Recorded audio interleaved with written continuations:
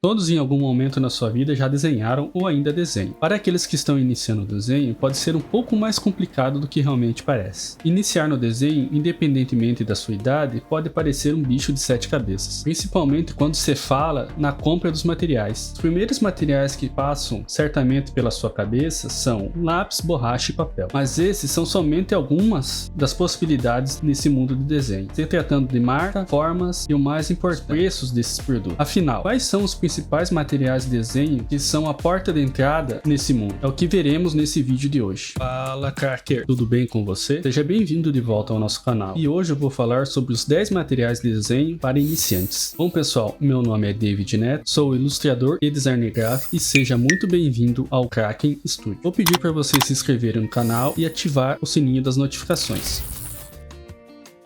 Bom, o primeiro da nossa lista é o lápis. Muitos de nós estamos acostumados a usar lápis comum de escola para desenhar, que de uma certa forma não está errado, pois muitos não podem comprar um lápis profissional, já que eles acabam se tornando muito caros dependendo da marca escolhida. Uma marca boa de entrada, que já usei muito, foi a da Faber-Castell. Eles podem ser comprados separadamente ou em conjunto. Geralmente, as numerações são o HB, o 2B, o 4B e o 6B. Varia do mais duro, que é o HB, ao mais macio, que é o 6B. Aproveitando para lembrar vocês que todos os itens que eu falar aqui, o link vai estar na descrição.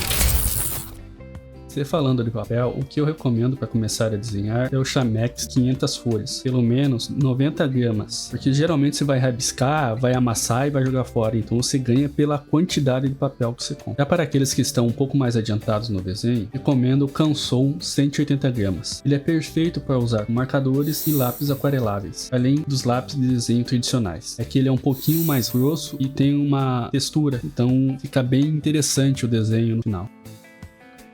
Você deve estar se perguntando por que estou falando sobre fita crepe ou outra fita qualquer para fixar. Ao grudar as laterais do seu papel com a fita, você evita que ele comece a se mexer de um lado para o outro enquanto você está desenhando. Bom, se você ainda não se inscreveu no nosso grupo no Telegram para saber quando sai vídeo novo no canal, vai aparecer no canto esquerdo o QR Code do grupo no Telegram ou o link na descrição. Se tratando de borracha, há algumas infinidades de marcas, texturas e tamanhos. Os 3 modelos que eu apresento para vocês são a borracha Mono, é uma marca japonesa, plástica de PVC, macia, que não faz sujeira, aqueles fiapinhos, sabe, daquelas borrachas escolares comuns, que saíam e ficava sujando tudo, isso não acontece. Outra marca que eu indico é a caneta borracha, ela é bem versátil, dá para apagar áreas bem específicas se você quiser. E a minha borracha favorita é aquela limpa-tipos, aquela que você parece uma massinha. Eu gosto muito dela porque depois que você faz os esboços, você consegue tirar o excesso do grafite, deixar mais transparente, e você consegue fazer a arte final, dar uma melhorada no traço. Essa borracha é muito boa e muito versátil. Bom, o quinto item é o esfuminho. Basicamente, o esfuminho aparenta ser um lápis comum com 2 pontas, mas ele serve basicamente para esfumaçar o grafite no papel. Depois que você passa o grafite, em geral, você vai devagarzinho esfumaçando para que ele crie um degradê, dependendo da força e intensidade do que você passou o grafite, ele vai do mais claro para o mais escuro. Ao se falar de lapiseiras, encontramos várias marcas e modelos interessantes, como a da Pentel. O custo-benefício dela é bem bom, principalmente se tratando de uma marca de entrada para desenho. Eu recomendo elas para desenhar mais em perspectiva e objetos que precisam de traço mais firme. Eu também recomendo comprar uma 03, que é essa marronzinha aqui.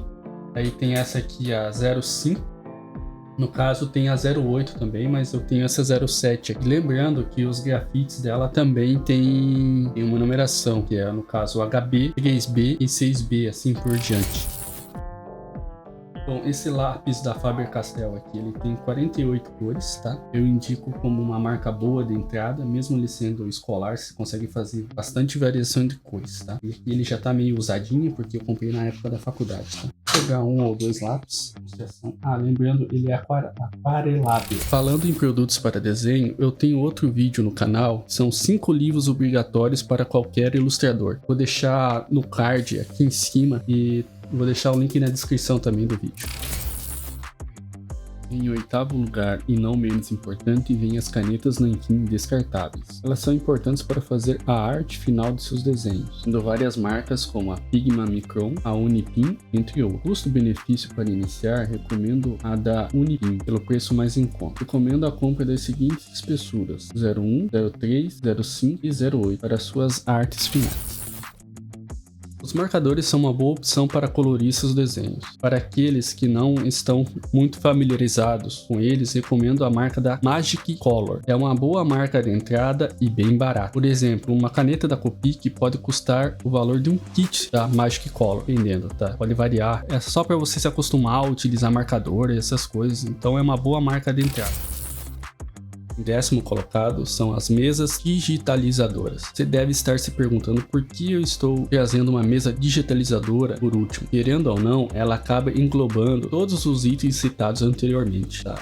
Em questão de rascunho, lápis, cores, preenchimento e arte final, tudo você consegue fazer numa mesa digitalizadora. Então você pega todos os itens e coloca tudo num só. Você tem custos para comprar uma mesa dessa, apesar que eu vou citar as mais baratas de entrada mesmo. Mas das marcas de entrada da Wacom, eu recomendo a Wacom One CTL 472. É a tem mais custo-benefício. Já da Ruion, eu recomendo a Ruion H640p. Ela vem com 8.192 níveis de pressão naquela canetinha lá. Então consegue fazer bastante coisa com essa Ruion. É uma marca muito boa também. O que eu indico da XP Pen é a Deck Mini 7, também com 8.192 níveis de pressão na sua caneta. E a vantagem com relação às demais que eu citei anteriormente é que ela se conecta com o sistema Android, ou seja, você pode usar o seu celular para desenhar. E isso é uma vantagem se você estiver viajando ou em outro lugar que não tem acesso a um computador ou um notebook. Você pode usar o celular e desenhar numa boa. Lembrando que todos os produtos citados aqui tem link na descrição. Então, pessoal, vou pedir para vocês se inscreverem no canal novamente, ativar o sininho das notificações e compartilhar o vídeo com aquele amigo que se interessa por desenho, ou nas suas redes sociais também. Eu vou deixar nos cards aqui mais algumas indicações de outros